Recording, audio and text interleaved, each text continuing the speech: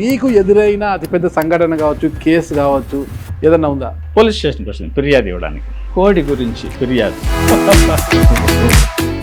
ఆ కంప్లైంట్ ఇచ్చిన ఆవిడకి ఏదో కొంచెం న్యాయం జరిగింది కాబట్టి ఆమె ఒక కోడిని తీసుకుని వచ్చింది నాకు ఇచ్చేదని. కోడి మాత్రమే వచ్చింది సార్, మళ్ళీ మధ్యలో ఏమన్నా ఇవి కూడా? పోలీస్ స్టేషన్ ముందరే రోడ్డు. మేము ఫైర్ ఎందుకు ఓపెన్ చేసామంటే, ఫైర్ ఓపెన్ చేయకపోతే వాళ్ళు అటాక్ చేయొచ్చు. బాంబులు పడ్డాయి రోడ్డు మీద. ఉద్యోగం వదిలేశారు, చెట్టు అంత ఎదిగిన కొడుకు పోయాడు అసలుకి, అది కూడా బీటెక్ పూర్తి చేసుకొని. జీవితంలో ఏముందని ఇంత 5 గంటలకు ఫోన్ చేశాడు వాళ్ళ రూమ్మేట్, ఇట్లా హరి ఏదో చాలా కొలాప్స్ అయినాడు, పెయిన్, అంబులెన్స్ వచ్చే లోపలే ప్రాణం పోయింది. అప్పటికి రేషన్ బియ్యం ఇప్పుడు కూడా తింటున్నాను, 17 సంవత్సరాలు అయింది. మాకు కూడా అదే పెడతారా ఇంకా?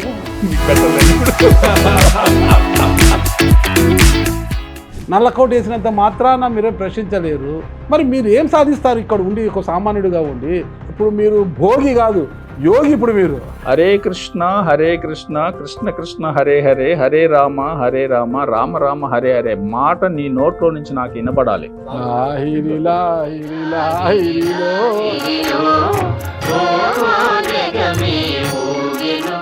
ఇప్పుడు మన చేతిలో ఒక పవర్ ఉంటే సరిపోదు, దానికి తగ్గ ప్రభుత్వం యొక్క సపోర్ట్ మనకు ఉండాలి. అంటే ప్రభుత్వంలో మనం ఉండాలి. అది చేయాలంటే ఖద్దరు చేయగలుగుతుంది ఫస్ట్ ఆఫ్ ఆల్, ఏది చేయాలన్నా. లేదా వారికి మద్దతుగా నిలిచే కాకి చేయగలుగుతుంది. ఈ రెండు అన్నమాట, రెండు ఒకే పడవలో పోతుంటాయి అన్నమాట. నల్లకోట వేసినంత మాత్రాన మీరేం ప్రశ్నించలేరు. మరి మీరు ఏం సాధిస్తారు ఇక్కడ ఉండి, ఒక సామాన్యుడిగా ఉండి? ఇప్పుడు మీరు భోగి కాదు, యోగి. ఇప్పుడు మీరు ఒక యోగిగా ఉండి ఏం చేస్తారు అసలు? కాకి ఖద్దర్ అనే మాట మీరు పదే పదే వాడుతున్నారు కాబట్టి ఆ ఖద్దర్కి సంబంధించి ఒక సన్నివేశం మీకు చెప్తాను నేను. ఎందుకంటే అధికారులు నాయకుల చేతిలో ఉంటారు, అది కరెక్టే. మన కాన్స్టిట్యూషన్ కూడా పవర్స్ అలా ఉంది. ఎందుకంటే వాళ్ళ మాటకి విలువ ఇవ్వాలి అధికారులు. ఆ మాట రైట్ రంగా తర్వాత విషయం. ఇప్పుడు పబ్లిక్ సర్వీస్ చేయాలనేది పదే పదే మాట్లాడుకుంటున్నాము. ఆ పబ్లిక్ సర్వీస్ అనేది అధిక బ్యూరోక్రాట్స్ ద్వారా జరిగేది ఒకటి, నాయకుల ద్వారా జరిగేది ఒకటి. ఈ గ్రామంలో నేను ఏంటి అనేది అందరికీ తెలుసు. సర్పంచ్ ఎలక్షన్ జరిగాయి, నేను పోటీ చేశాను. మీరు జెడ్పీటీసీగా పోటీ చేశాను. ఇక్కడ కాదు, సత్యవేడు మండలం, పక్క మండలం ఉంది కదా, అక్కడ వచ్చింది జనరల్ కేటగిరీ, అక్కడ పోటీ చేశాను. అంతకుముందు ఎలక్షన్స్ అప్పుడు పోటీ చేస్తే మండలం పూర్తిగా మిగిలిన కంటెస్టింగ్లో ఉన్నటువంటి క్యాండిడేట్లు ఎవరు కూడా అన్నిసార్లు తిరుగుండరు. డోర్ టు డోర్ 3 times తిరిగాం. మొత్తం పాంప్లెట్స్ దండి కూడా నా దగ్గర తయారు చేసి ఇది గురించి door to door 3 times pamphlets ఇచ్చి అడిగాం. మొత్తం వచ్చిన ఓట్లు ఎంత అంటే 133 ఎన్నో వచ్చినాయి మండల్ లెవెల్లో జెడ్పీటీసీగా. నా గురించి మళ్ళీ అన్ని ఊర్లోకి తెలుసు. మళ్ళీ ఈ పాంప్లెట్స్ ద్వారా డోర్ టు డోర్ ఇచ్చాం. పబ్లిక్లో ఉన్నటువంటి అవేర్నెస్ అది. అంటే పబ్లిక్ తెలియదని కదా, ఆయన ఎవరని తెలుసు, అయినా కూడా ఓటు కాడికి వచ్చినప్పుడు వాళ్ళు ఏదో చూసి ఎవరికో ఓటేస్తున్నారు. అలాంటి సమాజాన్ని నువ్వు ఎలా ఉద్ధరించాలనేది బాగా ఆలోచన చేయాలి. ఉప ముఖ్యమంత్రిగా ఉన్న పవన్ కళ్యాణ్ సైతం 2015 2 చోట్ల ఓడించారు. ఓకే, అయినా కూడా మళ్ళీ రెండోసారి మళ్ళీ ఈ మధ్య పోటీ చేశాను. లాస్ట్ సర్పంచ్ ఎలక్షన్స్లో మా ఊరు వచ్చింది కాబట్టి జనరల్ నేను పోటీ చేశాను. గెలిచిన ఆయనకి 800 చిల్లర ఓట్లు వస్తే, రెండో ప్లేస్లో వచ్చిన ఆయనకి 200 చిల్లర వస్తే, నాకు 111 వచ్చాయి కరెక్ట్గా. మీ ఊర్లో మరి కూడా మీ ఊరేనా? అవును, మా ఊరు ఆయన గెలిచింది. 3వ ప్లేస్ నాకు వచ్చింది. మరి ఇప్పుడు చెప్పండి, పబ్లిక్ మంచోళ్ళు అనాలనా, వాళ్ళు ఎదవలు అనాలనా? మీరు ఆలోచన చేయండి. తెలియకపోతే ఓటేస్తుంది వేరే విషయం. అరే ఈ వ్యక్తిలో ఏమి లోపం ఉంది, పోనీ ఈయన ఫైట్ చేయలేడా, ఈయనకి తెలియదు ఏమన్నా ఉందా, ఇంతకన్నా బెస్ట్ క్యాండిడేట్ ఏడ ఉంటాడని కూడా లేకుండా 111 మందే నన్ను మెచ్చినారు నా క్యాండిడేచర్ అంటే, నేను ఇంకా ఏ రకంగా వీళ్ళకి న్యాయం చేయాలా? కోపం లేదు, నాకేం కోపం లేదు, అర్థం, వాళ్ళ మీద ఏం కోపం లేదు. అంటే ఆలోచన చేస్తున్నా నేను, వీళ్ళకి ఇంకా ఏమి చెయ్యాలా? ఎకరా అమ్మి గుడికి పెట్టాము 10 లక్షలు, నాకేం 10 ఎకరాలు లేదు, ఉన్న 2.5 ఎకరా. మరి 10 ఏండ్లుగా ఫైట్ చేస్తున్నాం న్యాయం కోసం, అరెస్ట్ కూడా అయినాం, కేసులు ఫేస్ చేస్తున్నాం, జైలుకి కూడా పోయినాం. అదేది, ఇక్కడ షుగర్ ఫ్యాక్టరీ ఉంది పిచ్చాటల్లో, నేతం షుగర్స్ అని, అంతకుముందు ప్రుడెన్షియల్ అని పేరు ఉండేది. ఆడేంటంటే ప్రాబ్లం ఏంటంటే ఏజెంట్లు ఉంటారు. వాళ్ళు రైతుల్లో కొందరు ఏజెంట్లు ఉంటారు, కొందరు పక్కా ఏజెంట్లు ఉంటారు. వాళ్ళు తోలుతారు, రైతులకి కొంత డబ్బు ఇచ్చేసి చెరుకు తోలుతారు, వాళ్ళకి పర్మిట్స్ ఇస్తారు. ఎందుకంటే క్రషింగ్ కెపాసిటీ పర్ డే ఇంత ఉంటుంది, అంతవరకే పర్మిట్స్ ఇస్తారు. అందరూ ఒకేసారి కొట్టి తోలాలని చూస్తారు, ఎందుకంటే రోజులు గడిచే కొంతకి లేబర్ ఛార్జ్ పెరిగిపోతుంది సమ్మర్లో. కాబట్టి ముందే తోలాలనేసి కాంపిటీషన్, అక్కడ కరప్షన్ స్టార్ట్ అవుతుంది. వాళ్ళకి తెలిసిన వాళ్ళకి పర్మిట్స్, లేదా పర్మిట్స్ అమ్ముకోవడం, లేకపోతే వాళ్ళ నాయకులు చెప్పిన వాళ్ళకి, లేదా ఏజెంట్లకి, ఇది రకరకాలుగా. సో అవన్నీ తగ్గించాలి, దాని గురించి ఆలోచించేయండి, సిస్టమేటిక్గా నడిపించండి అనేసి నా వాయిస్. వాళ్ళు పట్టించుకోరు, ఎందుకంటే వాళ్ళ కమిట్మెంట్స్ ఏదో ఉంటాయి. దాని మీద గట్టిగా పోరాటం చేసి నిరాహార దీక్ష కూడా చేసి కేసు నమోదు చేయించాం వాళ్ళ మీద, ఫ్యాక్టరీ వాళ్ళ మీద ఫైట్ చేసి నమోదు చేయించాం. తర్వాత అది క్లోజ్ చేశారనుకోండి, ఎందుకంటే పోలీసులు ఎప్పుడు వాళ్ళ వైపే కదా ఉంటారు అనుకూలంగా. ఏదో ఆ టైం బీయింగ్ ఇంక విధి లేక కేసు నమోదు చేశారు, కానీ దాని మీద పర్సూ చేసే స్థితి వాళ్ళకి లేదు, క్లోజ్ చేశారు. ఆ టైంలోనే వేరే ఒక కేసులో నేను కోర్టుకి పోలేదనేసి వారెంట్ పెండింగ్ ఉండింది. అర్థమైందా? వేరే కేసులో కోర్టుకు అటెండ్ కాలేదని వారెంట్ పెండింగ్ ఉంటే, ఆ వారంటీలు అందుకని ఆ టైంకి పోయి కోర్టుకి పోయి వారెంట్ తీసుకొని ఇమీడియట్గా వచ్చి మాకు ఎంత లేనిపోని ఈయన నిరాహార దీక్షలు, అజిటేషన్ ఇవన్నీ చేస్తున్నాడని చెప్పి అరెస్ట్ చేసి జైల్లో పెట్టారు. ఏ జైల్లో? సత్యవేడు సబ్ జైలు ఉందిలే. అప్పుడు నేను బెయిల్ పెట్టుకోలేదు కోర్టులో, నగిరి కోర్టు తీసుకుపోయారు, నేను పెట్టుకోలే. ఏమంత అవసరం నాకు? ఒకటే లోపల బయట ఒకటే, అవసరం లేదు బెయిల్. మిమ్మల్ని నమ్ముకుని ఒక జీవి ఉంది కదా ఇక్కడ, ఈ నష్టం ఏముంది? ఏమి ఫుడ్ లేకుండా కదా మొత్తం ఉంది. ఏమి బంధువులు లేరా, ఊరు లేరా, జనాలు లేరా? భర్త జైలుకు వెళ్ళాడు అంటే గిన ఏ భార్య అయినా బాధపడుతుంది. అవును, పడుతుంది, కరెక్టే. ఆ మాత్రం రిస్క్ తీసుకోకపోతే ఏం న్యాయం చేయగలుగుతాం మన సమాజంలో? పబ్లిక్ ఏం సేవ చేయగలుగుతాం? అది కూడా ఆలోచన చేయాలి కదా. రిస్క్ లేకుండా ఏ సేవ ఉండదు ఈ లోకంలో, నాకు తెలుసు అది బాగా. మీరు ఎంత సేవ ఏదో చేసినా నీకు ధనం ఉండి ఏదో భోజనం లేదు. పెడితే అప్పటి నుంచి వచ్చిన వాళ్ళకి అదొకటే, ఏ రిస్క్ లేకుండా.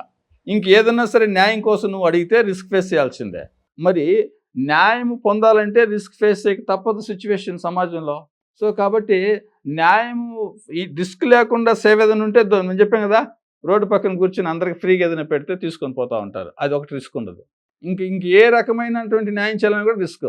ఈ రోడ్డు చూసారు మీరు వచ్చింది, అంత దారుణంగా ఉన్నది. 8 కిలోమీటర్లు చికాకు వచ్చింది నాకు. ఈ రోడ్డు ఎక్కడికి పోతుంది? ఈ రోడ్డు ఇది ఇంత దారుణమైన రోడ్డు అని ప్రభుత్వాలు ఏమో రోడ్లు పాలు పోసి పాలు ఎత్తుకునేటట్లు ఉండాలని ప్రభుత్వాలు చెప్తున్నాయి. పాలు కింద పోసి మళ్ళీ అంటే పాలు ఎత్తుకునేటట్లు ఉండాలంటున్నారు. రోడ్డు గురించి 2 మాటలు చెప్తాను. ఈ రోడ్డు మీద ఇది బోర్డర్ అని చెప్పాము మేము, ఇక్కడ తమిళనాడుకి బోర్డర్. ఆర్నియర్ రివర్ అని ఒకటి ఉంది ఇక్కడ, నాగలాపురం దగ్గర వెళ్తుంది. ఇక్కడ పిచ్చాటూరు నుంచి ఇట్లా తమిళనాడుకి వెళ్తుంది. ఇసుక శాండ్ అంతా దాంట్లో నుంచే సప్లై అందరికి. అది మంచి ఫెచ్చింగ్ పాయింట్. ఇక్కడ నుంచి తమిళనాడుకి మొత్తం ఇసుకుపోతుంది మొత్తం చాలా. అలాగే ఈ మధ్య ఈ గ్రావల్ ఇదంతా కొండలు గుట్లన్నీ కూడా తమిళనాడుకి. పైపించి ఇది మాది రిజర్వ్డ్ నియోజకవర్గం సత్యవేడు. అవును, ఎప్పటి నుంచో ప్రజెంట్ ఆదిమూలం, ఇంత ముందు కూడా ఆయన టెన్యూర్ ఎమ్మెల్యేగా, ఎప్పటి నుంచో ఇది రిజర్వ్డ్ కాన్స్టిట్యున్సీ. కాబట్టి పెద్దగా గట్టిగా పట్టించుకునేది ఉండదు. కాబట్టి ఎందుకు పట్టించుకోరు? ఎస్సీ నియోజకవర్గం పట్టించుకోరా? ఇక్కడ మాకు అంత లేదు, అంత పట్టించుకునే కనబడలేదు మాకు. మీరు ఆయన్ని పట్టించుకోరా, ఆయన మిమ్మల్ని పట్టించుకోరా? ఎమ్మెల్యే పట్టించుకున్నట్టుగా లేదు, మేము పట్టించుకున్నది ఏముంది. కాబట్టి ఈ రూట్ మీరైతే చూసారో, మార్నింగ్ వచ్చారో, శాండ్ అంతా ఈ రూట్లోనే పోతుంది తమిళనాడుకి, నాగలాపురం నుంచి అటు పోరు. ఎందుకంటే విజిలెన్స్ ఎక్కువ ఉంటుంది మెయిన్ రోడ్ హైవేలు అనేసి. మ్యాక్సిమం డిస్టర్బ్ అయ్యేది ఈ రూటు. ఇప్పుడు గ్రావల్ కూడా ఒక 5-6 గ్రావల్ క్వారీలు నడుస్తున్నాయి తమిళనాడుకి, ఈ మట్టి తీసుకోవడం ఇప్పుడు కూడా నడుస్తుంది. కాబట్టి పూర్తిగా నెగ్లెక్టెడ్. మీరు లక్కీ ఇప్పుడు వచ్చారు, ఒక 2 నెలలకు ముందు వచ్చుంటే ఒక 2 అడుగులు గుంతలు ఉంటాయి రోడ్డు మొత్తం. 2 అడుగులు గుంతలు ఉంటాయి మొత్తం కంటిన్యూగా, నిదానంగా రావాలంతే. ఇప్పుడన్నా సదరంగా వచ్చినారు రాళ్ళున్నా కూడా. దానికోసమే నేను ఇక్కడ ఉండలేక ఇంకా కోర్టుకి ప్రాక్టీస్ చేస్తున్నాను. కాబట్టి ఇక్కడి నుంచి ఎలా పోగలుగుతాం కార్లో? ఇట్టపోతే 16 కిలోమీటర్లు పోవాలి తార్ రోడ్డు ఎక్కాలంటే, సత్యవేడికి పోవాలంటే లోకల్ కోర్టు. నేను అన్ని కోర్టులు ప్రాక్టీస్ పోతుంటా. ఇట్ట పోవాలంటే నాగలాపురం దాకా ఈ రూట్లోనే పోవాలా. అందుకనే ఈ ఊరు ఇంత ఆశ్రమం పక్కన పెట్టి వేరే భక్తుని నేను పెట్టి నేను రెంట్కి తీసుకుని ఆడున్నాను మెయిన్ రోడ్డు పక్కన 15 నెలలు కేలపూడి అని పిచ్చాటూరు దగ్గర. 15 నెలలు నెలకు 6,000 రెంట్ కట్టి ఆడున్నాను.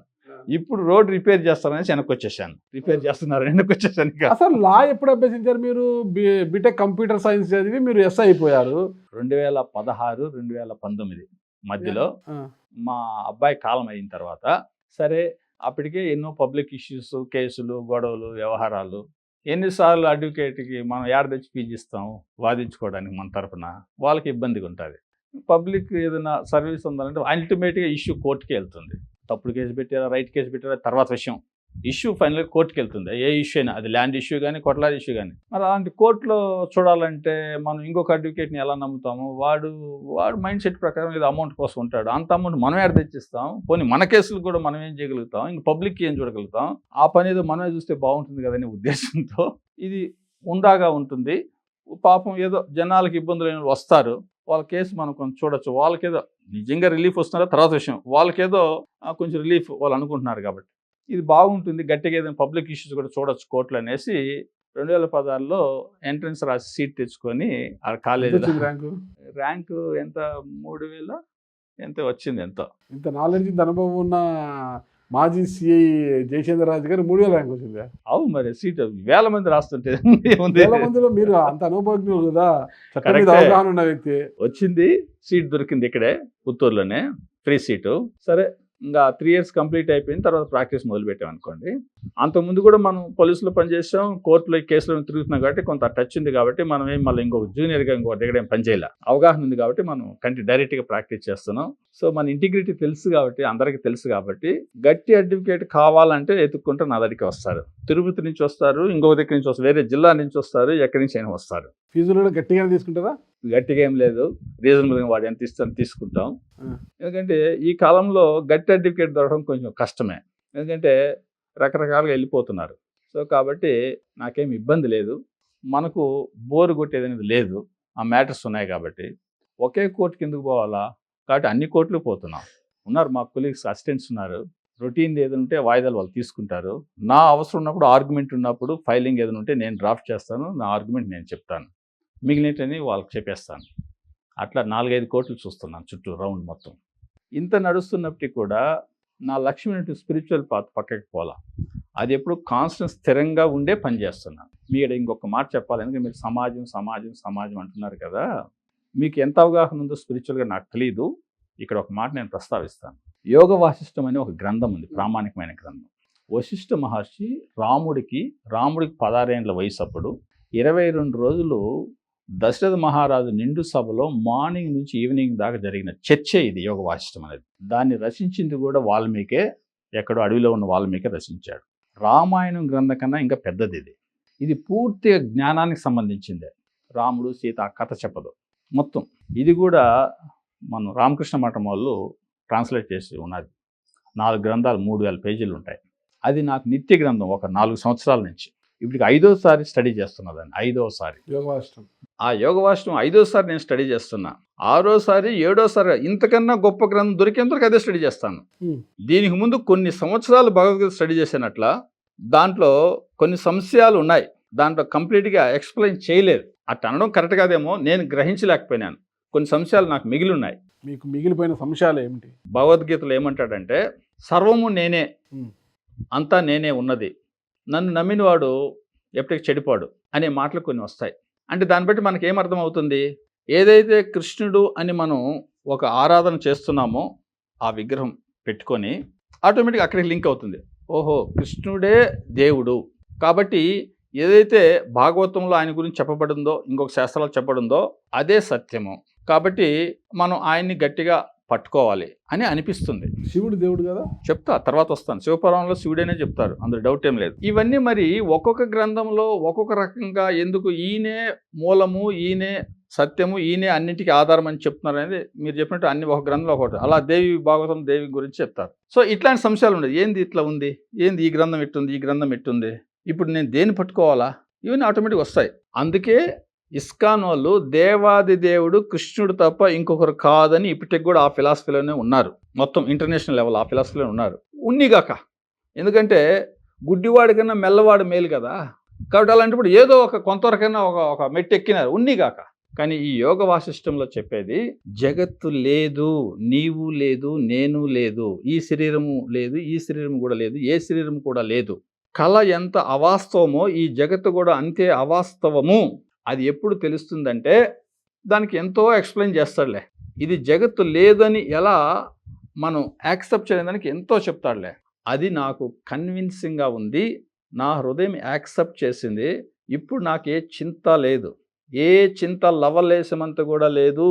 అయినప్పటికీ మీలాగా నేను కూడా వ్యవహారం చేస్తున్నా, ఆడికి పోతున్నా, ఆ కోటికి పోతున్నా, మీతో మాట్లాడుతున్నా, వాళ్ళు వస్తే వాళ్ళ సమస్య గురించి వింటున్నా, ఇది చేస్తున్నా.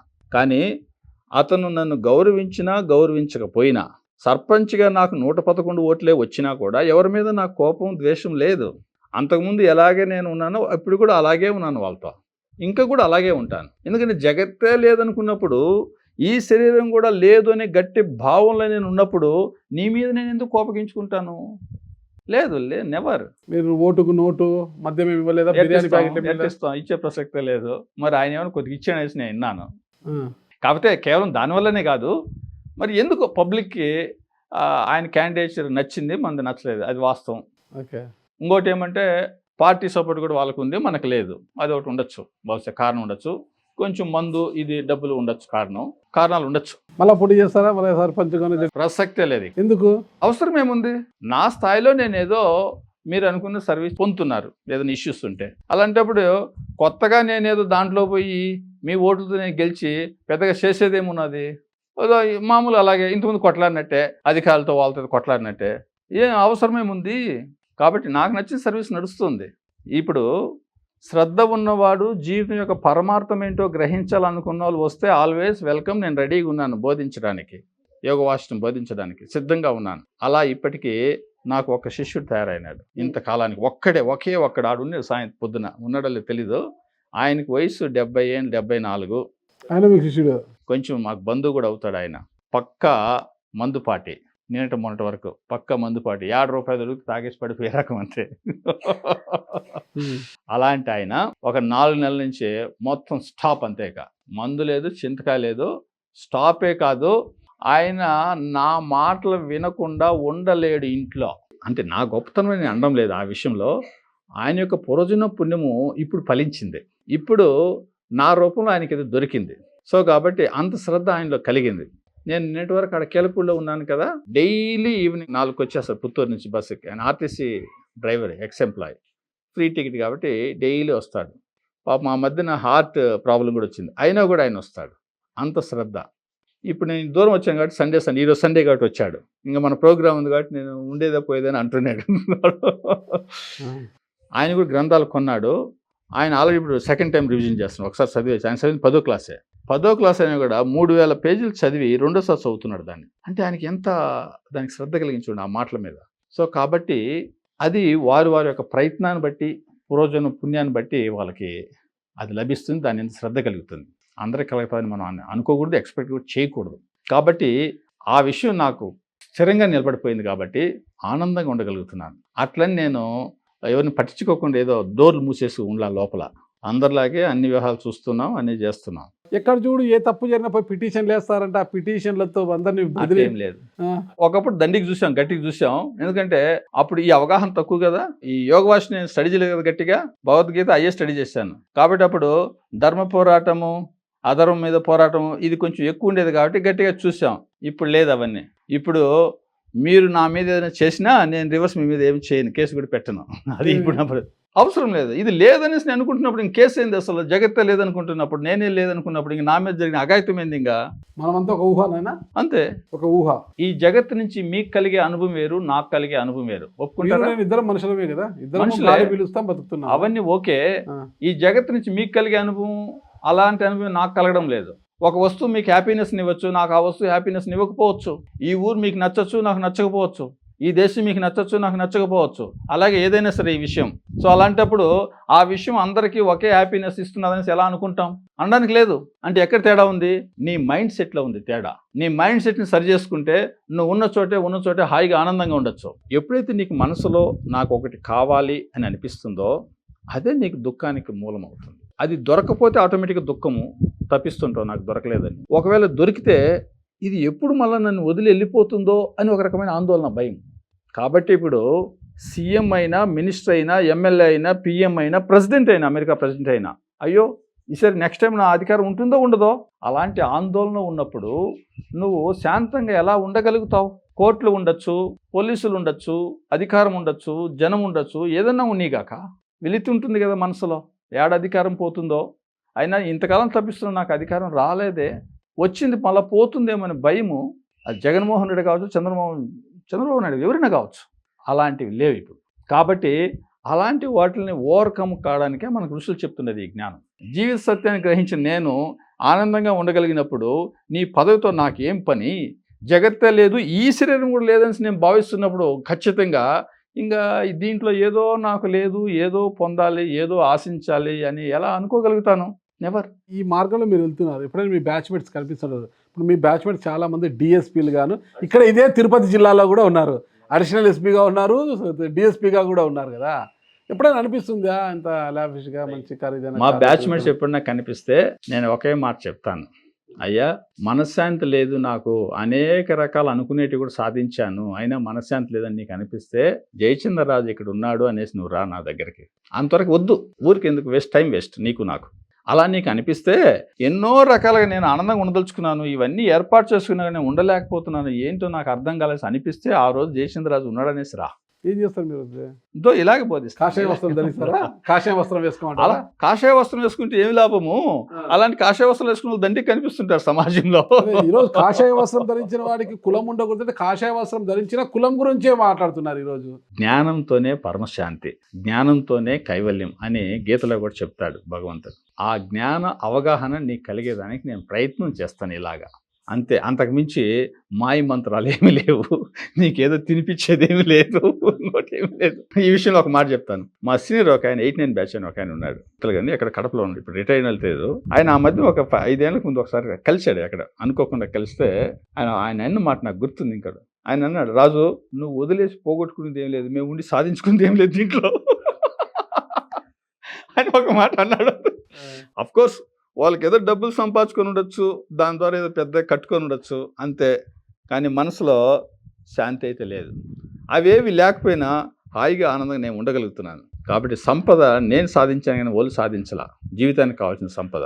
కాబట్టి ఇది సత్యం గ్రహించాల్సిన మనుషులు ఎవరైనా సరే. అలాగే ఆత్మజ్ఞానం కలిగితే ఇంకా ఆనందంగా ఉంటుంది. ఆ జ్ఞానం అవగాహన ఉన్నట్టుగా నువ్వు గ్రహించగలిగితే ఈ సమాజాన్ని గురించి, భగవత్ తత్వాన్ని గురించి, అసలు నీవెవరు, రమణ మహర్షి చెప్పింది అదే కదా, నీవు ఎవరు అనేది బాగా నువ్వు గ్రహించు అసలు ఫస్ట్, ఆ తర్వాత మిగిలిన విషయాలు ఆలోచన చేద్దు అనే తత్వం శాస్త్రాల్లో చక్కగా చెప్పబడి ఉంది. కాబట్టి అది నువ్వు గ్రహించి అవగాహన చేసుకొని నీకు నిలవగలిగితే అయిపోయింది, ఇంకా జీవితం సార్థకమైనట్టు. సో ఆ మార్గంలో నేను కొంచెం ముందుకు పోతున్నాను కాబట్టి హాయిగా ఉండగలుగుతున్నాను. ఇవేవి కూడా నా మీద ప్రభావం చూపలేవు. అది మా కొడుకు మరణం కావచ్చు, రేపు మా భార్య మరణమైనా, ఈ ఊరంతా సరే కోల్పోయినా సరే లవలేశం అంతా కూడా నా మనసు మీద ప్రభావం ఉండదు. ఏమి అది నా స్థితి. అది సమాజం అంటే ఏంటిది అని గ్రహించాను కాబట్టి ఇప్పుడు కళ ఏంటో మీకు అర్థమైంది. కళ్ళలో కనిపించిన బంగారు ఎట్టపోయిందనేసి మీరు ఎతుకుతున్నారా? పోయిందనేసి మీరు కంప్లైంట్ ఇస్తున్నారా? ఇది కూడా కళ అనేసి నేను 100కి 1000 టైమ్స్ ఇది కళ అనేసి కళలో బతుకుతున్నామంటారా? కళ అంటే అది వాస్తవం కాదు కదా, అవాస్తవం. మనం కళలో బతుకుతున్నామా? ఇళ్ళలో అసలు బతికేదే లేదు, అసలు ఎవరు బతుకుదేంది, అసలు ఇది లేదంటుంటే ఇంక బతికేదేంది? ఇంకా నేను ఏమి ఆశించడం లేదు, ₹1 ఇవ్వాలని ఎవరిని అడగడం లేదు. ఈవెన్ పెన్షన్ రాదని నాకు తెలిసే నేను రాజీనామా చేశాను. ఓకే, ఈ పోరాట పటిమ కొంతకాలం ఉండింది కాబట్టి నాలో, ఓకే నాకు ఎందుకు ఇవ్వకూడదు పెన్షన్? మీరు 19 ఏళ్ళు సర్వీస్ చేశాను, నీతి నిజాయితీగా పనిచేశాను, నేనేం సంపాదించుకుని ఇక్కడ ఏమి ఏర్పాట్లు చేసుకోలేదు అని అప్లై చేశాను. ట్రిబ్యునల్ అవార్డ్ చేయమనింది. స్పెషల్ కేసు కింద జీవో ఇష్యూ చేసి పెన్షన్ రిలీజ్ చేయండి అని చెప్పింది. అయినా ప్రభుత్వం పట్టించుకోలేదు. ఏ ప్రభుత్వం? అప్పుడు అన్ని ప్రభుత్వాలు మారినాయి కదా. ఇప్పుడు అది నాకు ట్రిబ్యునల్ ఆర్డర్ ఇచ్చింది 2016లో. ఆ 16 ఎన్ని ప్రభుత్వాలు? 2-3 ప్రభుత్వాలు మారినాయి కదా. 16లో నుంచి టీడీపీ ప్రభుత్వం, 14 నుంచి 19 వరకు, అవును, 19-24 వరకు వైసీపీ, ఇప్పుడు మళ్ళీ 24 నుంచి ఎవరు ఆనర్ చేయలేదు. తర్వాత హైకోర్టుకి వేసాం కంటెంప్ట్ కింద, ట్రిబ్యునల్ ఆర్డర్ని పాటించడానికి కంటెంప్ట్ కింద వేసాం. అప్పుడు నేను అడ్వకేట్ కాలా, ఇంకా వేరే అడ్వకేట్ ఎవరో చెప్తే ఆయన చూడమన్నాం. ఆయన ఏదో రిటైర్డ్ జడ్జి గట్టిగా ఉంటారనేసి ఆయనకి అప్పచెప్పాను. ఆయన ఏదో కంటెంప్ట్ కింద వేసాం కాబట్టి ఆయనకున్న ఏదో టైఅప్స్ వద్దండి, కంటెంప్ట్ మనం విత్డ్రా చేసుకుని ఫ్రెష్గా ఫైల్ చేద్దాం రిటర్న్, ఏదో మీరు చేయండి సార్ అన్నాం. అది విత్డ్రా చేసుకున్నారు, ఫ్రెష్గా రిట్ ఫైల్ చేశారు, అది ఇంకా అట్నే ఉంది. ఆయన నాకు అంటున్నారు, మనకు బెంచి అనుకూలంగా వస్తుంది అప్పుడు చూద్దామని. సరే, ఇట్లాంటి జడ్జిలు, ఇట్లాంటి రిటైర్డ్ జడ్జిలు, అడ్వకేట్లు ఉన్నారనేసి నేను అనుకొని గమనే ఉన్నా. దాంతో నాకు అవసరం లేదు, నా మెయింటెనెన్స్ నాకు వస్తున్నది అనేసి గమనే ఉన్నా. నువ్వు ఇచ్చినా ఈకపోయినా ఇమ్మెటీరియల్ అంతే. కాబట్టే ఓకే హాయిగా ఉన్నాం, దాని గురించి ప్రసక్తే లేదు. ఎందుకంటే నాకు తెలుసు పెన్షన్ రాదని తెలిసే నేను రాజీనామా చేశాను. అలాంటప్పుడు నేను ఇప్పుడు కొత్తగా దాని గురించి పెద్ద వరి అయ్యేది ఏముంది? 19 ఏళ్ల పాటు కాకి డ్రెస్ ధరించి డిపార్ట్మెంట్లో పనిచేశారు కదా, ఏం గమనించారు డిపార్ట్మెంట్ మీరు? అవకాశం ఉంటే సర్వీస్ చేయాలనే శ్రద్ధ ఉన్న వాళ్ళకి మంచి ప్లేస్, అవకాశం ఇవ్వాలి అతనికి. ఎందుకంటే ఆయన హృదయంలో ఆ తపనుంది కాబట్టి న్యాయం చేద్దాం పబ్లిక్ అని, మంచి చోటు. కాకపోతే ఆ ఫెసిలిటీ డిపార్ట్మెంట్కి ఇవ్వాలి. అది నేనున్నప్పుడే లేదు, ఇంక ఇప్పుడు అసలు లేదనేసి నేను అనుకుంటాను. ఫ్రెండ్లీ పోలీసింగ్ అనేది జరుగుతుందంటారు అక్కడ? ప్రసక్తే లేదు. నేను గట్టిగా చెప్తాను, ఎందుకంటే టచ్లో ఉన్నాను కాబట్టి అందరితో. ప్రసక్తే లేదు. అది ఊరికి చెప్పుకోవడం వరకే మాటలు అంతే. లాఠీకి ఎప్పుడైనా మీరు పని చెప్పారా మీ లాఠీకి? చాలాసార్లు. ఒక సన్నివేశం చెప్తాను మీకు. ధర్మవరం రైల్వేలో నేను పనిచేశానని చెప్పాను కదా ఎస్ఐగా. ఒక 2-3 సార్లు డైరెక్ట్గా రెడ్ హ్యాండెడ్గా పట్టుకున్నాను దొంగల్ని. రెడ్ హ్యాండెడ్గా విత్ క్యాష్. నేనే ఆ దొంగతనాలు చేసే ఫీల్డ్లో ఒక ఆయన ఉన్నాడు, ఆయన ఇప్పటికి కూడా ఉన్నాడు. ఏ రేంజ్లో దొంగతనాలు చేశాడంటే ఆయన రైల్లో, ఆయనకు ఒక 7-8 భాషలు వచ్చు మాట్లాడడానికి. 7-8 భాషలే వచ్చు ఆ ఫీల్డ్లో. మొత్తం ఇండియా అంతా అయిపోయి దుబాయ్ కూడా పోయాడు, అక్కడ ట్రైన్స్లో కూడా చూద్దామని. ఆ రేంజ్లో ఉండేవాడు. అనంతపురే, మీ జిల్లానే ఆయన.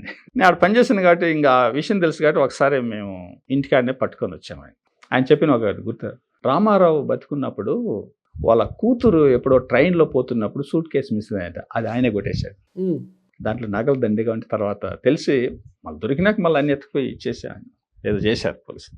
మనిషి నాయకుడు లాగా ఉంటాడు, తెల్లసొక్క వేసేస్తే ఆయనకి. ఏం పేరు? రుస్తుం అని, ఇంకొక పేరు ఏదో ఉంది, రుస్తుం అని పాపులర్ నేమ్. అట్లా ఇంకా పని చేస్తున్నాం కాబట్టి ఆయన ఒకసారి తీసుకొని వచ్చాం రైల్వే పోలీస్ స్టేషన్కి. సరే ఏదో నేరాలు అవి చెప్తారు, మనం ఈ పాత్రలో ఉన్నాం కాబట్టి అప్పుడు నేను కొంచెం గట్టిగా ఎన్ఫోర్స్ చేసిన. లాకప్ పక్కనే ఉంటుంది, నా పక్కనే సీట్ పక్కనే ఉంటుంది. నాకు హరే కృష్ణ కృష్ణ కృష్ణ హరే హరే, హరే రామ రామ రామ హరే హరే మాట నీ నోట్లో నుంచి నాకు వినబడాలి. వినబడకపోతే నా లాఠీ నీ వీపు మీద పనిచేస్తుంది, గుర్తుపెట్టుకో అంతే. అలా నా దగ్గర పెట్టుకున్నా ఒక వారం రోజులు. ఇది వినిపిస్తూనే ఉండాలి అంతే, దీంట్లో నో కాంప్రమైజ్ అంతే. ఆయన ఇప్పుడు భక్తుడైపోయాడు. ఆయన తర్వాత లేదు ఇంకా ఆ ఫీల్డ్ లేదు, ఇది లేదు. గొప్పగా 24 గంటలు పూజ చేసుకోవడం ఏదో ఆయనకు తెలిసింది, ఏదో సేవ జపం చేసుకోవడం ఏదో. ఇప్పటికి కూడా స్టిల్ బల్లార్లో ఉన్నాడు అతను, అప్పుడు నాతో మాట్లాడుతుంటాడు. కాబట్టి ఇప్పుడు ఏమర్థమైంది, పనిచేసే ఆఫీసర్ ధర్మాన్ని కట్టుబడి మంచి పాత్రలో ఉండి పనిచేసే అవకాశం అతనికి ఇస్తే మంచి ప్లేస్ పోలీసింగ్. కానీ అలా పనిచేసే వాళ్ళు లేరు, పోస్టింగ్ ఇచ్చే వాళ్ళు లేరు. ఎక్కడో రేరు ఉండొచ్చు, 99% లేదు. ఇంకా మనం 1% చెప్పలేం కాబట్టి ఎక్కడో ఉండొచ్చు. అది మీరు పాదయాత్ర చేశారు కదా నెల్లూరు, మళ్ళీ కూడా పాదయాత్ర ఇచ్చాపురం వరకు పాదయాత్ర చేశాం. చేవెళ్ళ టు ఇచ్చాపురం రాజశేఖర రెడ్డి గారు పాదయాత్ర చేస్తే మీరు చూసే నాగోల రాజుల కండ్రికి టు ఇచ్చాపురం. చెప్తాను, రాజుల కండ్రికి నుంచి ఇచ్చాపురం ఒకటి, రాజుల కండ్రికి నుంచి తెలంగాణ సరస్వతి పీఠం ఉంది కదా బాసరా ఒకటి, రాజుల కండ్రి నుంచి శ్రీవిల్లిపుత్తూరు తమిళనాడు లాస్ట్లో శ్రీవిల్లిపుత్తూరు ఒకటి. ఇవన్నీ చాలా జరిగినాయి. అట్లాగే ఒక సంవత్సరం రోజులు ప్రతి పౌర్ణమికి మా ఊరు నుంచి తిరుమలకి కూడా నడిచాం. ఇక్కడి నుంచి తిరుమలకి ఒక సంవత్సరం రోజులు ప్రతి పౌర్ణమి. అలా పాదయాత్రలు ఎన్నో నడిచాయి, ఎన్నో జరిగాయి. చేయడంలో ఉద్దేశం ఏమంటే పాదయాత్ర ఏదైనా సరే అది తపస్సు కింద వస్తుంది. తపస్సు అంటే వాలంటరీగా కష్టాన్ని సహించడం, అది తపస్సు. వాలంటరీగా అది తపస్సు. నా పాదయాత్రలో ఏముంటుందంటే భగవంతుని యొక్క నామాన్ని స్మరిస్తూ అడుగు ముందుకు పడుతుంటుంది. కాబట్టి నాకు జపం జరుగుతున్నట్టే రీచ్ అయ్యేంతవరకు నాకు డిస్టర్బెన్స్ ఏది ఉండదు. నేను ఎవడికి తెలియదు, దారిలో ఎవడో నన్ను పట్టించుకోవడం, నేను పట్టించుకోవాల్సిన అవసరం లేదు. ఏదో కొంచెం కష్టమైతే కాసేపు ఆడ చెట్టు కింద ఎక్కడో కూర్చోవడము, ఆకలి అయితే తినడం తప్ప ఇంకొక డిస్టర్బెన్స్ నాకు ఉండదు. కాబట్టి ఆ 20 రోజుల్లో, నెల రోజుల్లో కంటిన్యూగా ఒక తపస్సు అనేది కొనసాగుతుంది. అది నీకు ఎంతో సంపద అది. సో అందుకోసం నేను చేశాను అవన్నీ. కాకపోతే బయట వాళ్ళకి తెలియదు కాబట్టి అవన్నీ అర్థం కావు. కాబట్టి ఏదో మనకు అయోధ్య రామ మందిరం తొందరగా ఏర్పాటు కావాలని ఏదో ఒకటి చెప్తాం వాళ్ళకి ఆ మాటల సందర్భంగా. కాబట్టి అది ఒక తపస్సు. పైపెచ్చు శాస్త్రాల్లో కూడా మనకేం చెప్తుందంటే పుణ్యక్షేత్ర దర్శనము నడిచి వెళ్ళాలంటుంది. ఎందుకంటే ఇక్కడి నుంచి స్టార్ట్ అయినప్పటి నుంచి నీకు మనసు దాని నుండి ఎప్పుడు పోతానా, స్వామిని ఎప్పుడు దర్శనం చేసుకుంటానా, అదే మనసు లింక్ అవ్వేది. అంతేగాని బస్సు ఎక్కామా 1 hour ఆడ దిగేసాం, దర్శనం చేసుకుని నెక్స్ట్ అవర్కి వచ్చేసాం, ఏమి ప్రయోజనం లేదు దానివల్ల. 2011లో గ్రామంలో మీటింగ్ పెట్టి మద్యము మాంసము ముట్టరాదు అని ఒక తీర్మానం కూడా చేయించారు కదా. ఈ రోజుకి దాదాపు 90% మంది దానికి కట్టుబడి ఉన్నారంట. ఎందుకు చేయించారు? మద్యము మాంసం అనేది మంచివి కాదని అన్ని శాస్త్రాలు చెప్పే విషయం. ఈ రోజు దేవుళ్ళకే మద్యం పెట్టి మాంసం పెట్టి పూజలు చేస్తున్నారు కదా. ఉండొచ్చుగా, ఎందుకంటే మారుతున్న కాలంలో ఏదైనా చేస్తారు జనాలు. దాన్ని మనం ప్రమాణంగా ఎలా తీసుకుంటాం? ఎందుకంటే ప్రమాణం అనేది ఎవరు చెప్పారో ఆ మాట అనే దాన్ని బట్టి ఉంటుంది, లేకపోతే ఏ శాస్త్రంలో అది ఉందనే దాన్ని బట్టి ఉంటుంది. అంతేగాని ఎవరంటే వాళ్ళు చెప్పింది మనం ప్రమాణంగా తీసుకోం కదా, మనకు తెలిసిన విషయం ఇది. సో కాబట్టి అన్ని గ్రంథాలు ఉన్నదేమంటే మత్తు మంచిది కానీ అందరూ చెప్తున్నారు. లౌకికంగా కూడా మాంసం ఆహారం కావచ్చు, అది అంత మంచి ఆహారం కాదని చెప్తుంది. కాబట్టి మరి మనం అందరం బాగా సుఖశాంతులతో ఉండాలంటే అవి కొంచెం వదిలిపెట్టండి, బాగుండదు అనే దానికోసం ఎన్నో రకరకాలుగా వాళ్ళకి కన్విన్స్ చేయడం చెప్పడం జరిగింది. కొందరు మానారు, అంతేగాని మీరు 90% మానల. అది మీడియా కొంచెం ఎక్కువగా చెప్తుంటుందండి. అంతేనా? కొందరు మానారు, అందులో డౌట్ ధర్మ లేదు. రక్షణ సమితి అనేది అవును. ప్రారంభించారు కదా, అవును. దాని ద్వారా చుట్టుపక్కల దానికి నాగలాపురం కావచ్చు, చుట్టుపక్కల ఇష్యూస్ ఉంటాయి గ్రామాల్లో కదా, కొద్దిగా, ఇష్యూస్ ఉంటాయి కదా. ధర్మరక్షణ అంటే ఇష్యూ ఏదన్నా ఉంటే ఆ ఇష్యూలో న్యాయం ఏ పక్కుందో అని మాకు అనిపిస్తే వాళ్ళకి సపోర్ట్గా ఉండి చూస్తాం. వాళ్ళకి ఒక కంప్లైంట్ రాసివ్వడం కాడి నుంచి, అధికారులతో మాట్లాడడం కాడి నుంచి, అవసరమైతే రేపు కోర్టు కాడ చూసేదాని వరకు అట్లా చూస్తామనే ఉద్దేశంతోనే అది అలా పెట్టింది. అలా కొన్ని ఏళ్ళు నడిచాయి, ఇప్పుడు కూడా నడుస్తూ ఉంది. అయితే మొత్తం కాకి డ్రెస్కు దూరమై కాషాయం ధరించినా కూడా జీవితం అయితే ప్రశాంతంగానే జరుగుతుంది. 100%. సమాజంలో ఉన్న ప్రతి ఒక్కరు కూడా అలా సంతోషాన్ని, హ్యాపీనెస్ పొందాలంటే ఏం చేయాలంటారు? అదే కదా లోక కళ్యాణం అనేసి అందరూ అంటుండేది. ఏమీ లేదు, మన ప్రామాణికమైన శాస్త్రాల్లో ఏమి చెప్పు ఉంది కొంచెం మనం గ్రహిద్దాం ఆ విషయం అనే కొంచెం ఆలోచనతో దాన్ని స్టడీ చేయమని నా యొక్క విన్నపం. ఎందుకంటే అందరూ చదువుకున్న వాళ్ళు ఉన్నారు చాలామంది. అవి దాంట్లో ఉన్న ఎస్సెన్స్ ఏంటో నేను గ్రహించాను కాబట్టి ఇంత ఆనందంగా ఉండగలుగుతున్నాను. మరి అది మీరు కూడా ఎందుకు గ్రహించకూడదు? చాలా సరళమైన భాషలో ఉన్నాయి, అన్ని భాషల్లో ఉన్నాయి. కాబట్టి కొంచెము టైం కేటాయించి అవి స్టడీ చేయండి అని నా యొక్క అప్పీల్. ఈరోజు వృద్ధాప్యంలో ఉన్న తల్లిదండ్రులనే బయటికి గెంటేస్తున్నారు. తద్వారా ఎన్నో అనాథ శరణాలయాలు, వృద్ధాశ్రమాలు వెలుస్తున్నాయి గ్రామాలలో సైతం. వారికి జన్మనిచ్చిన వారేమో లగ్జరీగా హైదరాబాదు, బెంగళూరు, వైజాగ్లో తిరుగుతున్నారు. వీళ్ళేమో అనాథ శరణాలు మగ్గుతున్నారు. వ్యవస్థ ఇలా అయిపోయింది కదా, మళ్ళీ మార్పు ఎలా వస్తుందంటారు? అక్కడ లోపం ఇద్దరిది ఉందండి. ఎందుకంటే ఏ తల్లిదండ్రులు అయితే పిల్లల్ని ఆ రకంగా మా పిల్లలు గొప్పవాళ్ళు కావాలనుకొని వాళ్ళు ఏదో కష్టపడి వాళ్ళని పెంచి పోషించి చదివించి ఏదో అమెరికానో ఇంకొక దేశం పోయి వాళ్ళు హాయిగా ఉన్నారంటున్నారో, ఆ తల్లిదండ్రులు జీవితం ఎందుకు వచ్చింది అనే సత్యాన్ని వాళ్ళు గ్రహించలేదు. ఫస్ట్ వాళ్ళు ఆ శాస్త్రాలు కొంచెం స్టడీ చేసి గ్రహించడం వాళ్ళు చేయలేదు. పోనీ ఆ విషయాన్ని గ్రహించిన మహనీయులు ఉంటే వాళ్ళు ఇక్కడ విని గ్రహించలేదు. వాళ్ళు ఏం గ్రహించారంటే మా పిల్లలు గొప్ప స్థాయికి ఎదిగి బాగా దండికి సంపాదిస్తే హాయిగా ఉంటారు, అప్పుడు మాకు ఆనందంగా ఉంటుంది అనేది ఒకటే వాళ్ళు గ్రహించారు. అది తప్పు. అది పూర్తిగా వాస్తవం కాదు. కాబట్టే లోపం అటువైపు నుంచి వాళ్ళ వైపు వచ్చింది. అలాగే ఆ పిల్లలు కూడా ఈ విషయాన్ని గ్రహించలేదు కాబట్టి వాళ్ళు కూడా ఈ సంపద అది ఇది దాంట్లోనే మునిగి తెలినారు కాబట్టి వీళ్ళేదో మాకు వీళ్ళు ఒక చాదస్తం అన్నట్టుగా మీకు కావాల్సి మేము ఇస్తున్నాం కదా డబ్బులు, మీరు ఆడ ఉండండి, మేము ఏడ చూసుకుంటాం, మేము రాలేం, ఇవన్నీ అంతలెక్క చూస్తున్నాం. దేశమంతా చూస్తున్నాం, అన్ని దేశాలు కూడా అదే చూస్తున్నాం. ఇది కేవలము మన యొక్క సంప్రదాయంలో, మన సంస్కృతిలో, మన మతంలో మన పూర్వీకులు అందించిన గొప్ప విషయాన్ని గ్రహించలేకపోవడం తప్ప ఇంకేమీ కాదు. అది ఒక్కటి గ్రహిస్తే నువ్వు పెద్దగా ఏది ఆశించవు ఎవరి దగ్గర నుంచి కూడా. ఈ ప్రభుత్వం నాకు ఇది చేయలేదు అది చేయలేదు అంటే ఆరాటం కూడా ఉండదు. నీ కుటుంబంలో ఉన్న మిగిలిన సభ్యుల మీద ఆరోపణలు కూడా ఉండవు. ఉన్న దాంట్లో నువ్వు ఆనందంగా సర్దుకొని ఆనందంగా ఉండగలుగుతావు. ఎందుకంటే నువ్వు ఆ సత్యాన్ని గ్రహించు. ఏది ఈ కంటికి కనిపిస్తున్నదంతా అవాస్తవము, దీని గురించి నేను పెద్దగా పాకులాడేది ఏముంది అనే సత్యాన్ని గ్రహిస్తావు కాబట్టి నువ్వు ఉన్న స్థానంలోనే హాయిగా ఆనందంగా ఉండగలుగుతావు. కాబట్టి ఆ యొక్క సత్యాన్ని గ్రహించే ప్రయత్నం చేయమని నా యొక్క అప్పీల్ అందరికీ. చదువుకున్న వాళ్ళకి, చదువు లేని వాళ్ళకి, కాలేజీకి వెళ్తున్న వాళ్ళకి, ఉద్యోగం చేస్తున్న వాళ్ళకి, ఉద్యోగం రిటైర్ అయిన వాళ్ళకి, ముసలి వాళ్ళకి, అందరికి కూడా. అంతేకాని ఈ టీవీలు ఫోన్ల వల్ల ఒరిగేది ఏమీ లేదు. అమ్మాయిలు అబ్బాయిలు తేడా లేకుండా యువతి యువకులంతా కూడా పబ్బులకు వెళ్తున్నారు, ధూమపానానికి బానిసలు అవుతున్నారు. మరి వీటన్నిటిని కూడా ఎలా దూరం చేయాలంటారు అసలు? అందుకే చెప్పింది రమణ మహర్షి, నీవు ఎవరో ముందు గ్రహించు. నీవు ఎవరు అనుకుంటున్నావు? ఫస్ట్ నువ్వు అనుకుంటున్నావు ఈ శరీరం అనుకుంటున్నాను, అదే ఈ శరీరం నువ్వు అనుకుంటున్నావు, దానికి ఏదో ఒక పేరు పెట్టుకున్నావు. పేరు పెట్టకపోయినా ఆ శరీరం ఉంటుంది. పశుపక్షాలకు మనం పేర్లు పెట్టడం, అవి కూడా బతుకుతున్నాయి సత్యాంత వరకే. కాబట్టి పేరు మనం కాదు. పోనీ ఈ శరీరం మనం అంటే ఇది నిత్యము మారిపోతూ ఉంది. గర్భంలో ఉన్నప్పుడు ఇంత ఉన్నాం, తర్వాత ఇంతైనా రేపు కృషించిపోతున్నాం, భూమిలో కలిసిపోతున్నాం. కానీ భూమిలో కలిసిపోకుండా నాశనం కాకుండా ఒక చైతన్యం లోపల ఉంది. అది లోపలే కాదు బయట కూడా ఉంది. అది కదిలించేదాన్ని కదిలిస్తుంది, కదిలించకుండా ఉండాల్సిన దాన్ని కదిలించకుండా అలాగే ఉంచుతుంది. కాబట్టి మనం క్షేమంగా ఉన్నాం. దీని కింద ఈడ పెట్టిన ఇటుకలు కదిలితే మనం ఈడ కూర్చోలేం. కదలాల్సిన మనం కదలకుండా ఉంటే తీసుకుపోయి లోపల పెట్టేస్తారు భూమిలో. కాబట్టి ఏది కదలాలో అది కదులుతుంది, ఏది కదలకూడదో అది కదలకుండా ఉండాలి, అప్పుడే క్షేమం. అది సత్యం అలా నడుపుతూ ఉంది, సత్యం అలా ఆధారంగా ఉంది. అది గ్రహించమని శాస్త్రం చెప్తూ ఉంది. సో ఆ సత్యమే నీవై ఉన్నావు, ఆ చైతన్యం నీవు. అంతేగాని కేవలం కనిపిస్తున్న శరీరం కాదు. ఆ సత్యం ఎప్పటికీ నాశనం కాదు.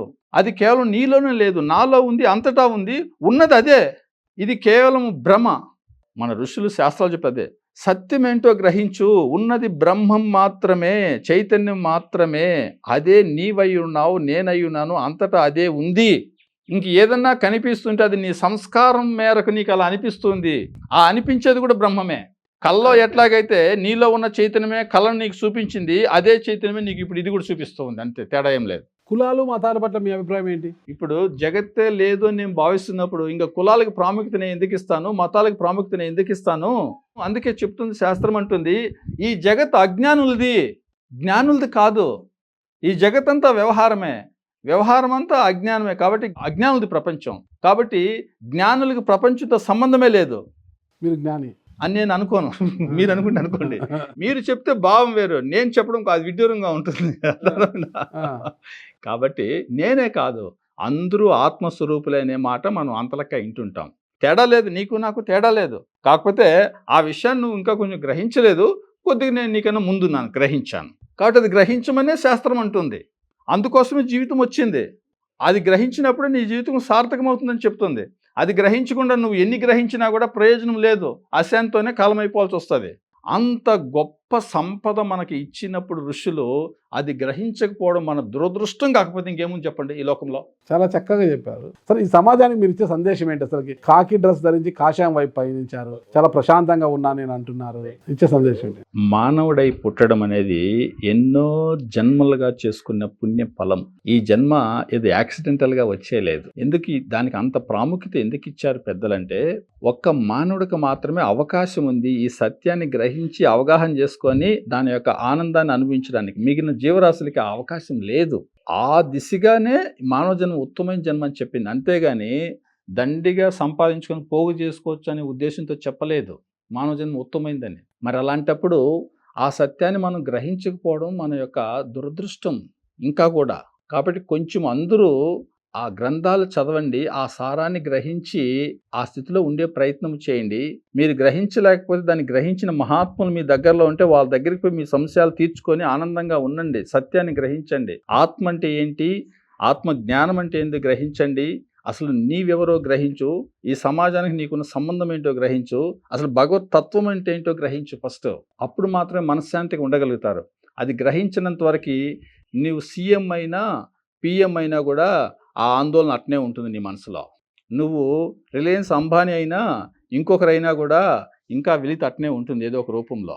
కాబట్టి నీకు పరమశాంతి కావాలంటే ఇది ఒకటే మార్గం తప్ప ఇంకొక మార్గం లేనే లేదని గట్టిగా చెప్తున్నాయి శాస్త్రాలు. నేను చెప్పడంలే. కాబట్టి కొంచెం అటు తొంగి చూడమని అంటున్నాను అటువైపు. ప్రజల పరిస్థితి, ప్రభుత్వ పాలకులు ఎలా ఉండాలంటారు? నేను ఒక ధర్మ మార్గాన్ని నమ్ముకున్నాను కాబట్టి నేను ఏ రకంగా కొంచెం పనిచేశానో చెప్పుకున్నాం. మరి ఇంత పెద్ద సమాజాన్ని పరిపాలన చేస్తున్న పాలకులు మీరు కూడా ఆ మార్గంలో గట్టిగా ఉండాలి కదా. అప్పుడే కదా మీరు కరెక్ట్గా పరిపాలన చేయగలుగుతారు. ఇప్పుడు నేను ఒక మాట నా మనసులో కదులుతుంది, అది మీరు తప్పని నేను చెప్తాను. ఇప్పుడు ఒక పార్టీ రూలింగ్లో ఉన్నప్పుడు అవతల పార్టీని మొత్తం అనగదొక్కాలనే చూస్తుంటుంది. మళ్ళీ వాళ్ళు రూలింగ్ లేకొస్తే దీన్ని అనగదొక్కాలనే చూస్తుంటారు. ఎందుకంటే పవర్ మీద ఉన్న జెలసీ, నేనే ఉండాలి పవర్ అనేది. నేను తప్పితే నా కొడుకు, ఆ తర్వాత నా మనవడు, అది కుటుంబ పార్టీ అవుతే. ఇంకొక పార్టీ అయితే ఏదో కొంచెం ఫ్రీడమ్ ఉండొచ్చు, ప్రజాస్వామ్యం, లేకపోతే కుటుంబ నేపథ్యమే ఉంటుంది. మరి అలాంటప్పుడు నువ్వు ఎక్కడ రాగద్వేషాలను జయించావు అని నేను అడుగుతున్నాను. ఈ కుటుంబ పార్టీల యొక్క అధినేతలను అడుగుతున్నాను నేను. నా తర్వాత నా కొడుకే రావాలి అంటే నీ పార్టీలో నీ కొడుక్కి మించిన కెపాసిటీ ఎవరికి లేదని నువ్వు ఒప్పుకుంటున్నావా? ఇప్పుడు నేనంటాను, నీ కొడుకు మీద నీకు అమితమైన ఆసక్తి కాబట్టి నీ సీట్లోకి అతనే రావాలని నువ్వు కోరుకుంటున్నావు. కాబట్టి నువ్వు పెద్ద బంధంలో ఉన్నావని నేను అంటాను గట్టిగా. ఏమో బంధం? ఇదో రాగద్వేషాల మధ్య బంధం, అదే బంధం. ఎందుకంటే నాది, నా వాడు, నా వాళ్ళు, నా కుటుంబం, నా కులం, నా మతం, అదే బంధం. బంధంలో ఉన్నవాడు సంతోషంగా ఎలా ఉండగలుగుతాడు? ఉండలేడు, ఎప్పటికీ ఉండలేడు. సో ఇది ఆలోచన చేయాలి అందరూ కూడా. సో కాబట్టి నువ్వు ముందు సత్యాన్ని గ్రహిస్తే అప్పుడు అవన్నీ ఉండవు. సత్యాన్ని గ్రహించినవాడు మాత్రమే చక్కగా న్యాయం చేయగలుగుతాడు. ఇంకెవరు చేయలేరు. ఇక్కడ ఒక మాట చెప్పాలి, అది మీరు ఉంచుకోండి, తీసేయండి. అదే ఎందుకంటే సత్యం గురించి మాట్లాడని నేను చెప్పకపోతే ఇంకెవరు చెప్తారు ఈ లోకానికి ఆ మాట. ఇప్పుడు రూలింగ్లో ఒక పార్టీ ఉంది, మొన్నటి వరకు ఇంకొక పార్టీ ఉండింది, అంతలాగా అలాగే జరుగుతాయి.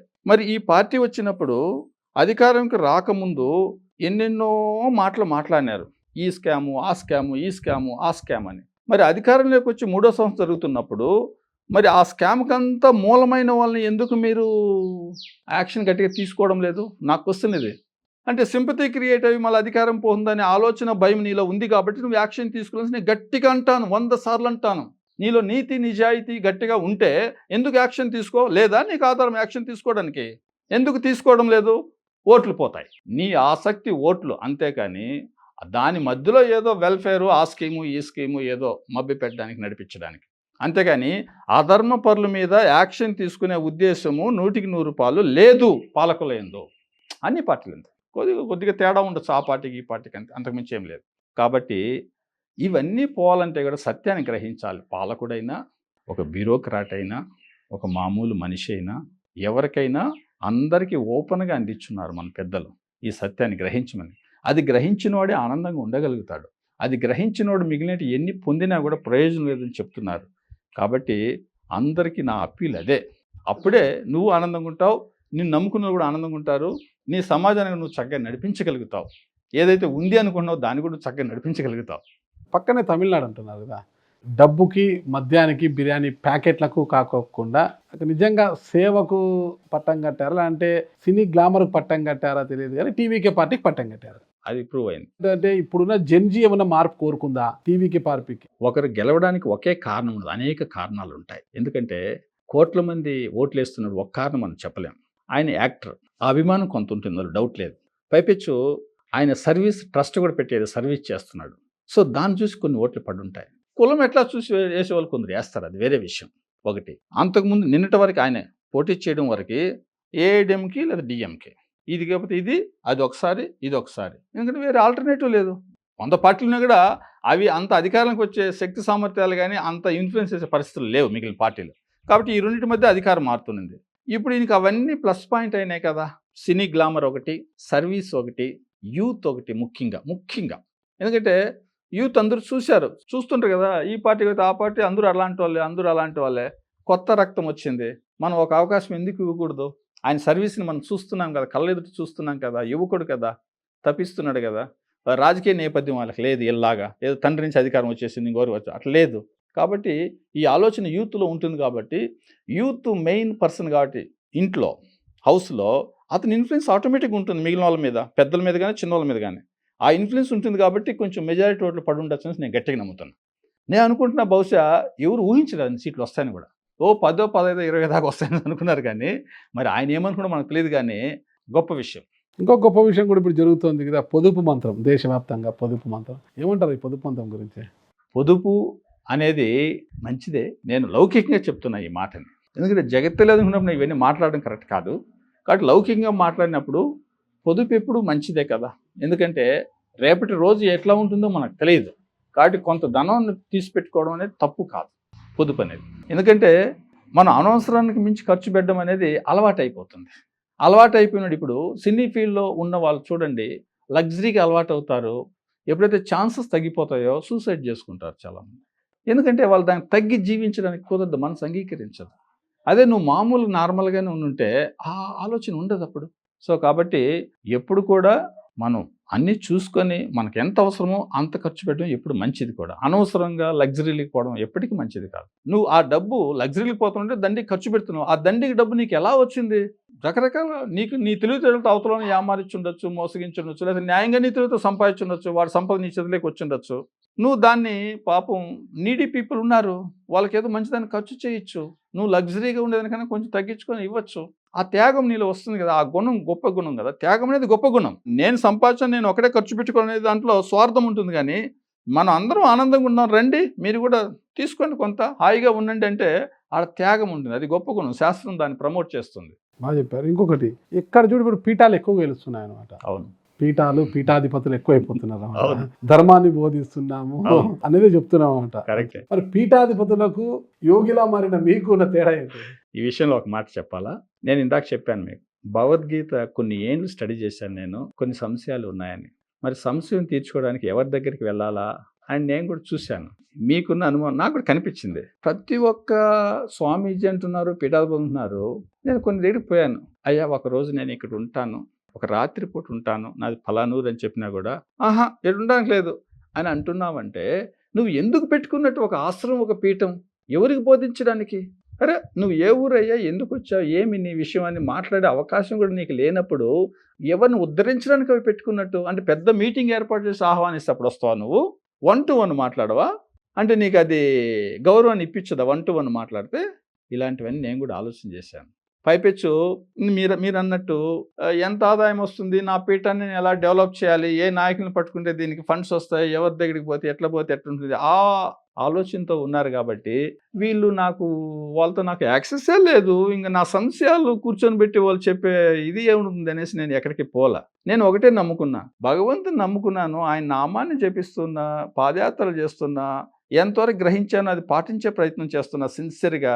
వ్యవసాయం చేయాలని చెప్పాడు, ఉద్యోగం పక్కన పెట్టి వ్యవసాయం చేస్తున్నాను. మరి ఇంత ఖచ్చితంగా పాటించే నాకు మిగిలిన విషయాలు ఎందుకు క్లారిఫై చేయడా భగవంతుడు అనే నమ్మకంతో ఉన్నాను. ఆ తర్వాత యోగ వాస్తు నా చేతిలోకి వచ్చింది. అది నేను కొనుక్కోలా. చూడండి, గ్రంథం పేరు నేను విన్నాను, గీత కన్నా ఇంకా గొప్పగా ఏముంటుందిలే అనే ఓ భావంతో నేను అది కొన్ని చదవలా. అయినా కూడా అంతటా ఉన్న భగవంతుడు వేరే ఒక వ్యక్తి మీ దగ్గర ఉంచునేసి నా దగ్గర పెట్టేసిపోయినాడు. నాకు వద్దు బాబు, నేను చదవడం లేదు ఇప్పుడంటే, సార్ ఇవి నేను వెళ్ళిపోతున్నాను, మీ దగ్గర ఉంచునంటే అవి ఇంక నువ్వు ఒక 10 రోజులు చూడంగా రోజు గ్రంథం కనిపిస్తుంటే వరే కనిపిస్తుంది, ఇంక ఎత్తి తీశాను చూద్దామని. నాకు ఏ గ్రంథం అయినా స్టార్టింగ్ నుంచి చూడడం అలవాటు, మధ్యలో చూడను. అలా చూస్తూనే 2 పేజీలు చూస్తూనే ఇది చాలా గొప్పగా ఉంది, మనం ఇంతవరకు చదవకపోవడమే పొరపాటు అసలు దీన్ని. అప్పటి నుంచి ఇప్పటికి 5వ సారి స్టడీ చేస్తున్నా. కాబట్టి గురువు అనేవాళ్ళు ఒక మానవ రూపంలోనే ఉండాల్సిన అవసరం లేదు. నీ యొక్క బుద్ధి సునిశ్చితంగా ఉంటే ప్రకృతిని జస్ట్ అలా గమనించి పరిశీలించి కూడా నువ్వు తత్వాన్ని గ్రహించి హాయిగా ఆనందంగా ఉండొచ్చు. కొంచెం బుద్ధి మట్టం ఉన్న వాళ్ళకే గురువులు అవసరం, శాస్త్రాలు అవసరం. సూక్ష్మ బుద్ధి ఉన్న వాళ్ళు ప్రకృతిని వాచ్ చేసి వాడు సత్యాన్ని గ్రహించగలుగుతాడు. కాబట్టి బాగుపడడానికి దండిగా ఉంది సోర్స్. కావాల్సినంత లిటరేచర్ ఫ్రీగా పంచుతున్నారు భగవద్గీతలు లోకమంతా జనాలు. మంచి కార్యానికి అన్ని కార్యాలకు పంచుతున్నారు. భగవద్గీత పఠనం కూడా ఎక్కువ అయిపోయింది కదా. ఇప్పుడు ఈడ వచ్చిన పొరపాటు అంతా ఒకటేమంటే, కేవలం పారాయణం కోసం పరిమితం చేయకూడదు మన యొక్క అభ్యాసాన్ని. దాని యొక్క సారం ఏముంది, తాత్పర్యం ఏం చెప్పారు, అది అవగాహన చేసుకొని అలా ఆలోచన చేస్తూ ఆ దారిలో ముందుకు పోయి చూడాలి. కానీ జస్ట్ శ్లోకాన్ని వల్లివేయడం అనేది అంతవరకు ఆగిపోకూడదు అనేది నా యొక్క అప్పీల్. ఆ సారాన్ని గ్రహించాను కాబట్టి నాలో ఏదైనా మార్పు మీరు చూసుండొచ్చు. నాకు వాస్తవం చెప్పంటే ఒక శ్లోకం కూడా నాకు గుర్తులేదు భగవద్గీత, అన్ని ఏళ్ళు చదివినా కూడా. నేను శ్లోకాన్ని పట్టించి దాన్ని చెప్పాలనే ఆలోచన నాకు ఎప్పటికీ లేదు. దాని యొక్క సారాన్ని నేను గ్రహించాను లేదనేది నాకు ముఖ్యం. అందుకని పారాయణం కోసం ఆ గ్రంథాలు పెట్టలేదు. అది కొంతవరకు మేలు చేస్తుంది, ఆ శబ్దం నీకు కొంత మార్పు తీసుకొస్తుంది, మంచిదే. కానీ గ్రహించాల్సింది దాని యొక్క సారం. ఇప్పుడు వ్యవస్థలో పోలీస్ వ్యవస్థలో చాలా ఇంపార్టెంట్, సమాజ మార్పునకు అవే ఎక్కువగా. ఇది తప్పకుండా మంచి పోలీసు ఉన్నాడు, చెడ్డ పోలీసు ఉన్నాడు అనమాట. మంచి పోలీసు పక్కన చెడ్డ పోలీస్కి మంచి మార్గంలో నడవడానికి మీరు ఇచ్చే సందేశం ఏంటి? ఎందుకంటే ఆ డిపార్ట్మెంట్లో పనిచేసి వచ్చారు కాబట్టి అడుగుతున్నా. చెడు నుంచి మీరు మంచిగా రండి అని నేను చెప్పేది, అంతకుమించి ఏం చెప్పగలుగుతాను? ఎందుకంటే మంచి చెడు అనేది కామన్ సెన్స్, దానికి పెద్ద గ్రంథాలు చదవాల్సిన అవసరం లేదు. రూల్స్ని అధిగమించి నీ దగ్గర ధనాన్ని ఆశించడము తప్పని నీకు తెలుసు, అది కామన్ సెన్స్, దానికి పెద్దగా చదవాల్సిన అవసరం లేదు. ఆ కామన్ సెన్స్ని కొంచెం వినండి, మీ హృదయం చెప్తున్నటువంటి ఆ ఆలోచన, దాని మాటను కొంచెం గ్రహించండి, గ్రహించి కొంచెం అదుపులో ఉండండి. ఎందుకంటే రూల్స్ లోపలే మీరు పని చేయండి, అంతేగాని కేవలం మనీ కోసము చూడవద్దు. ఎందుకంటే కర్మ సిద్ధాంతం ఒకటి ఉంది, ఎప్పుడు జగత్ వాస్తవం అన్నప్పుడు కర్మ సిద్ధాంతం కూడా వాస్తవం అవుతుంది. అప్పుడు చేసిన ప్రతి యాక్ట్ నీకు రియాక్షన్ ఉంటుంది. ఈరోజు నీకు అధికారం నుంచో దేని నుంచో అతనికి ఇబ్బంది పెడితే అది ఇంకొక రూపంలో నీకు రివర్స్ అవుతుంది, అది అందులో డౌటే లేదు. కాబట్టి మీరందరూ ఆనందంగా ఉండాలని కోరుకుంటారు కదా, నీవు కానీ మీ కుటుంబం కానీ. మరి ఆనందంగా ఉండాలన్నప్పుడు అవతల కూడా అలాగే కోరుకుంటాడు కదా ఆనందంగా ఉండాలని. నువ్వు మరి వాడికి అనవసరంగా బాధ కలిగజేస్తే ఏదో ఒక రకంగా అది నీకు రివర్స్ తగలకుండా ఎలా ఉంటుంది? ఇది నియతి, ఈ ప్రకృతిలో ఉన్నటువంటి నియతి ఇది. ఎవరైతే ఏ మార్గంలో పోతారో ఆ మార్గమే వాడికి ఫలితాన్ని ఇస్తుంది. చెడు మార్గంలో పోతే తప్పకుండా ఆ ఫలితాన్ని అనుభవించే తీరాలి, అందులో డౌటే లేదు. ఇప్పుడు ఉదాహరణకి ఇప్పుడు కాస్తో కోస్తో నేను కొంచెం గట్టిగా చెప్పగలుగుతాను, నేను నిజాయితీగా పనిచేశాను, ఆ మాత్రం పనిచేశాను కాబట్టి నాకు ఈ పాత దొరికింది. మీరు అనొచ్చు, మీరు అంత మంచిగా ఉన్నప్పుడు మీ కొడుకు పోవడం అనేది కొంచెం ఇబ్బందిగా ఉందంటే అది మీకు అనిపించవచ్చు, నాకు అది భగవంతుడు మేలు చేశాడని నేను అనుకుంటున్నాను. ఎందుకంటే కొడుకు ఉన్నాడు, రేపు పెళ్లి చేసాం, కోడలు వచ్చింది, కోడలు రేపు అనొచ్చు, ఏంటి మీ నాయన ఉద్యోగంలో ఉండి ఏమి సంపాదించాడని అనొచ్చు, నాకు అనకపోయినా ఆయనతో అనొచ్చు. రేపు ఇండైరెక్ట్గా ఇంకొకరు వచ్చి నా షోలో చెప్పొచ్చు ఇట్లా అంటున్నారని. ఇవి నాకు అనవసరమా? తప్పకుండా ఉంటాయి ఇవన్నీ. అవన్నీ లేదు ఇప్పుడు న్యూసెన్స్. అట్లా నేనేమి మా వాడిని ఏదో దూరం చేయాల, ఆయన ఆయుష్ అంత ఉంది, నేనేం నెగ్లిజెన్స్ చేయలే. అది నాకు తెలుసున్నా కూడా నా శక్తి మేరకు నేను ఏదో ట్రీట్మెంట్ ఇచ్చి వ్యవసాయం చేస్తాను, నాకు అవకాశం కూడా లేదు. అప్పుడు in what way I am responsible. కాబట్టి ఇప్పుడు నాకు ఆ న్యూసెన్స్ లేకుండా భగవంతుడు చేశాడు, ఇది నాకు మేలు కాదు నా జీవితానికి. లేకపోతే బ్యాచ్మేట్స్ వాళ్ళ కొడుకులకి అట్లా చేశారు ఇట్లా చేశారు నేను అనుకోండి అనేవాళ్ళు పక్కన అనొచ్చు, చూడండి వీళ్ళతో పాటు ఉన్న వాళ్ళు ఎంత గొప్పగా వాళ్ళ పిల్లలకి ఎంత చేశారు, ఈయన ఉన్నాడు ఏం లాభం. అవన్నీ ఇప్పుడు లేదు కదా. ఇక ఇప్పుడు మా కొడుకు నుండి నేను ఆ పొలం కూడా అమ్మున్నాం, ఎందుకంటే మా నాన్న సంపాదించి నేను సంపాదించలేదు, నేను ఎలా అమ్మేస్తాను, వాడికి ఆ రైట్ ఉన్నప్పుడు. అది లేదు కాబట్టి సంతోషంగా 10 మంది కోసం ఖర్చు పెట్టాను. మరి ఇప్పుడు భగవంతుడు నాకు మేలు చేసినట్ట అన్యాయం చేసినట్ట? లోకం దృష్టిలో అన్యాయం చేసినట్టు, నాకు నా దృష్టిలో ఎంతో మేలు చేశాడు భగవంతుడు. అది అవగాహన అంటే. మీ జరిగిన మేలు మిమ్మల్ని చివరి వరకు ఎలాంటి మార్గంలో తీసుకెళ్తుంది, మీ మార్గంలో ఇంకా ఎంతమంది నడుస్తారనేది కూడా వేచి చూద్దామని. థ్యాంక్ యూ అండి గురుగారు. సంతోషం. Thank you.